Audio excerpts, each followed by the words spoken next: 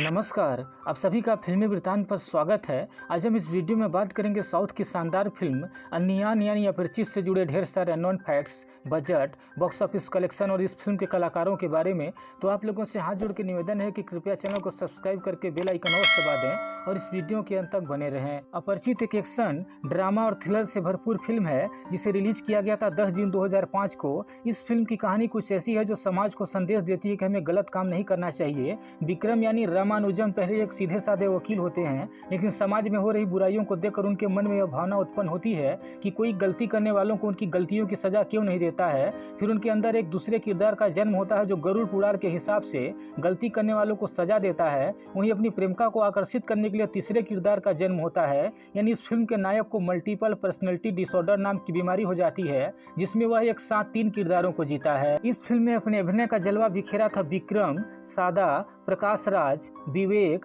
नेदुमुर्दी वेणु, नसीर, काला भवन मणि, कोचिन हनीफा, सौरभ शुक्ला इत्यादि। इस फिल्म को डायरेक्ट किया था जाने माने डायरेक्टर एस शंकर ने, जो सामाजिक मुद्दे पर एडवांस टेक्नोलॉजी से भरपूर फिल्में बनाने के लिए जाने जाते हैं, जिन्होंने साल 1993 में आई जेंटलमैन, साल 1996 में आई इंडियन, साल 2001 में आई नायक, साल 2007 में आई शिवाजी द बॉस, साल 2010 में आई रोबोट, साल 2015 में आई जैसी बेहतरीन फिल्मों को डायरेक्ट कर चुके हैं। और आपको बता दें कि इनकी अपकमिंग मूवी इंडियन 2 आने वाली है, जो 14 अप्रैल 2021 को रिलीज होगी, जिसमें कमल हासन, काजल अग्रवाल और रकुल प्रीत सिंह मुख्य भूमिका में हैं। इस फिल्म को प्रोड्यूस किया था वी रविचंद्रन ने और को प्रोड्यूसर थे डी रमेश बाबू। इस फिल्म की कहानी और स्क्रीन प्ले लिखा था खुद एस शंकर ने। तमिल भाषा में डायलॉग्स लिखे थे सुजाता ने और हिंदी भाषा में डायलॉग्स लिखे थे गोपाल राम ने।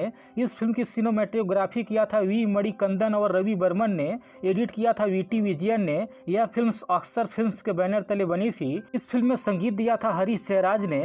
लिरिक्स लिखे थे कबिलन, महबूब, मुथु कुमार और वैरा मुथु ने मिलकर। इस फिल्म में कुल 6 गाने रखे गए थे, जिन्हें तमिल के अलावा हिंदी भाषा में भी रिलीज किया गया था। इन गानों को अपनी मधुर आवाज से सजाया था हरिहरन, शंकर महादेवन, लेविस, श्रेया घोषाल, वसुंधरा दास, कृष्णा कुमार, नकुल इत्यादि ने। इस फिल्म का म्यूजिक एल्बम तमिल भाषी लोगों के बीच काफी पसंद किया गया था।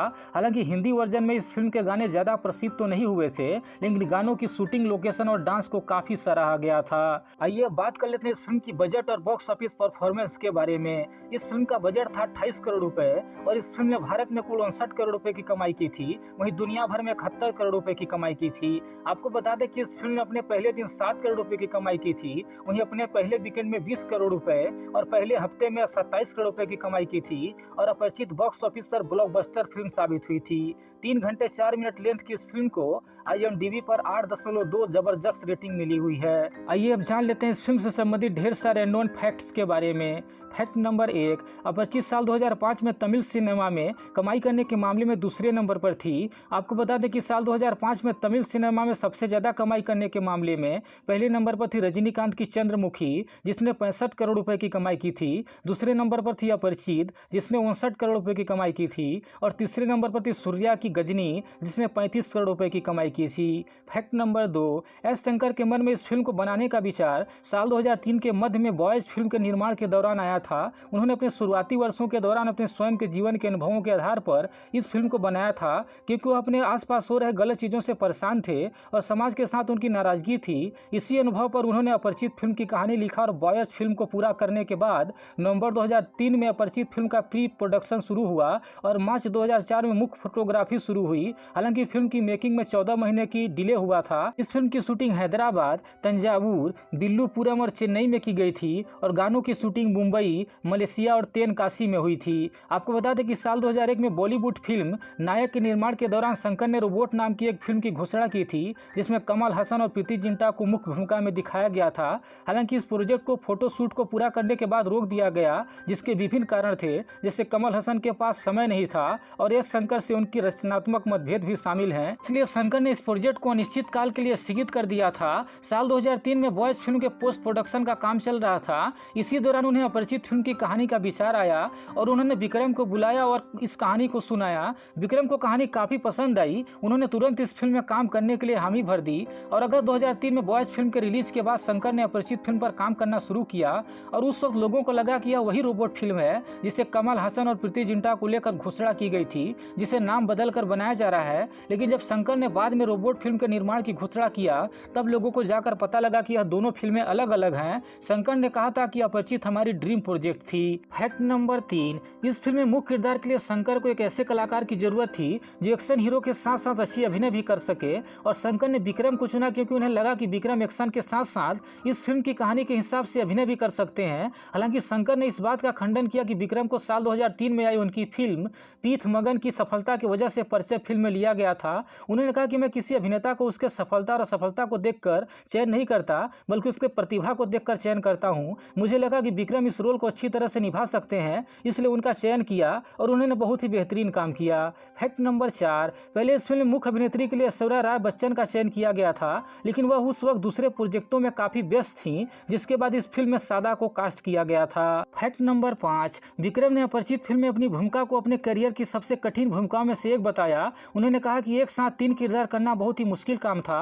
उसके लिए उन्होंने काफी अभ्यास किया। उन्होंने अम्बी को अपना सबसे कठिन किरदार बताया। उन्होंने इसके लिए पत्नी शैलजा बाला कृष्णन को श्रेय दिया क्योंकि उनकी पत्नी ने अम्बी के चरित्र को करने में मदद किया। विक्रम की पत्नी शैलजा ने कहा था कि मुझे लगा कि हमें 2 घरों में रहना चाहिए क्योंकि एक ऐसे आदमी के साथ रहना आसान नहीं था जो उस वक्त 3 किरदारों में जी रहा हो। विक्रम ने स्वीकार किया था कि फिल्म के निर्माण के दौरान उनका कठिन समय था क्योंकि विभिन्न पात्रों को निभाते हुए उन्हें प्रभावित किया और उन्होंने खुद को पागल बना लिया था, जिसके बाद वह 15 दिनों की शूटिंग के बाद ब्रेक लेते थे और दबाव से निपटने के लिए छत पर कबूतरों को दाना खिलाते थे। विक्रम रामानुजम चरित्र को करने के लिए पेट बढ़ाया और अपरिचित के लिए उन्होंने माचो लुक बनाया। उन्होंने अपने किरदार की तैयारी में अपने बाल लंबे किए और अपने लुक्स में निरंतरता बनाए रखने के लिए उन्होंने कई फिल्मों के प्रस्ताव को अस्वीकार कर दिया था। फिल्म में विक्रम 18 अलग अलग गेटअप में दिखाई देते हैं। विक्रम का मेकअप बानू द्वारा किया गया था।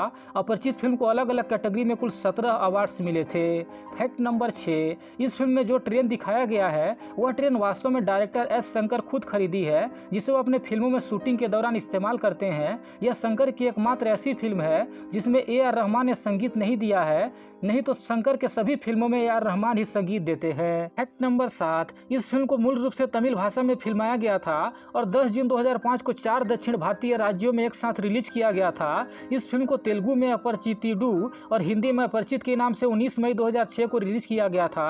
हालांकि शुरू में लोगों के द्वारा हिंदी संस्करण को ज्यादा पसंद नहीं किया गया था, लेकिन जब फिल्म टीवी पर प्रसारित हुई तब इसका क्रेज लोगों के बीच बढ़ा और यह फिल्म एक कल्ट फिल्म की श्रेणी में शामिल हो गई। अपरिचित अपने रिलीज के समय सबसे महंगी दक्षिण भारतीय फिल्म थी और इसलिए उस समय इस फिल्म का उच्चतम बीमा कराया गया था ताकि अगर फिल्म फ्लॉप हो जाए तो बीमा के माध्यम से इस फिल्म का लागत रिकवर किया जा सके। फैक्ट नंबर 8, इस फिल्म के पहले वी मणिकंदन सिनेमेटोग्राफर थे, लेकिन उन्होंने बीच में ही इस फिल्म को छोड़ दिया और फिर उनके असिस्टेंट रवि वर्मन को बतौर सिनेमेटोग्राफर इस फिल्म से जोड़ा गया था। फैक्ट नंबर 9, इस फिल्म के लिए मुख्य रूप से प्रेरणा सिडनी शेल्डन की प्रसिद्ध उपन्यास टेल मी योर ड्रीम्स से मिली थी और साथ ही इस फिल्म की कहानी साल 1995 में आई ब्रैड पिट की फिल्म 7 से भी इंस्पायर है। 7 फिल्म में भी नायक सीरियल किलर को सजा देता है और अपरिचित में भी ऐसा ही दिखाया गया है, जहां फिल्म का नायक गलती करने वालों को गरुड़ पुराण के हिसाब से सजा देता है। फैक्ट नंबर 10, इस फिल्म में लगभग 200 स्टील कैमरों का विशेष रूप से फाइट सीन्स में बुलेट टाइम प्रभाव बनाने के लिए उपयोग किया गया था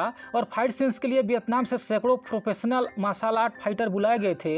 उस वक्त इस फिल्म में बहुत ही एडवांस टेक्नोलॉजी उपयोग की गई थी। फैक्ट नंबर 11, केंद्रीय फिल्म प्रमाण बोर्ड यानी सेंसर बोर्ड के अधिकारियों ने डायरेक्टर शंकर को ऐसी बेहतरीन फिल्म बनाने के लिए बधाई दी थी जो समाज को एक शानदार शिक्षा देती है। इसके अलावा इस फिल्म को अगस्त 2005 में तमिल में आयोजित मनोरोग संबंधी विकारों के एक संगोष्ठी में काफी सराहा गया था। इस फिल्म के बारे में कहा गया था कि ऐसी फिल्में जो भ्रष्टाचार के खिलाफ लड़ाई को दर्शाती है। इस फिल्म के रिलीज के बाद धार्मिक पुस्तकों के विक्रेता विजी रमना राव ने कहा था कि गरुड़ पुराण की बिक्री बढ़ गई थी। मित्रों, इस फिल्म को किसने किसने देखा है और आपको मेरे द्वारा दी गई जानकारी कैसी लगी कमेंट सेक्शन में जरूर बताएं और प्लीज वीडियो को लाइक और शेयर करना बिल्कुल ना भूलें और चैनल को सब्सक्राइब जरूर करें। धन्यवाद।